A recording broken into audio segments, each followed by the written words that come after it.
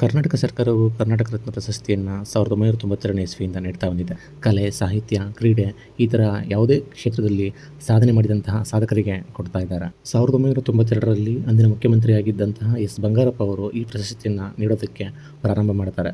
ಕರ್ನಾಟಕ ರತ್ನ ಪ್ರಶಸ್ತಿಯಲ್ಲಿ ಏನೆಲ್ಲ ಇರುತ್ತೆ ಅಂತಂದರೆ 50 ಗ್ರಾಂ ತೂಕದ ಚಿನ್ನದ ಪದಕ, ಪ್ರಶಸ್ತಿ ಪತ್ರ, ಸ್ಮರಣಿಕೆ ಇರುತ್ತೆ. ಇಲ್ಲಿಯವರೆಗೆ ಪ್ರಶಸ್ತಿ ಸ್ವೀಕರಿಸಿದ 10 ಮಂದಿ ಸಾಧಕರು ಯಾರ್ಯಾರು ಅಂತಂದರೆ 1992ರಲ್ಲಿ ರಾಷ್ಟ್ರಕವಿ ಕುವೆಂಪು ಹಾಗೂ ಹೊರನಟ ಡಾಕ್ಟರ್ ರಾಜ್ಕುಮಾರ್ ಅವರಿಗೆ ನೀಡಲಾಗಿದೆ.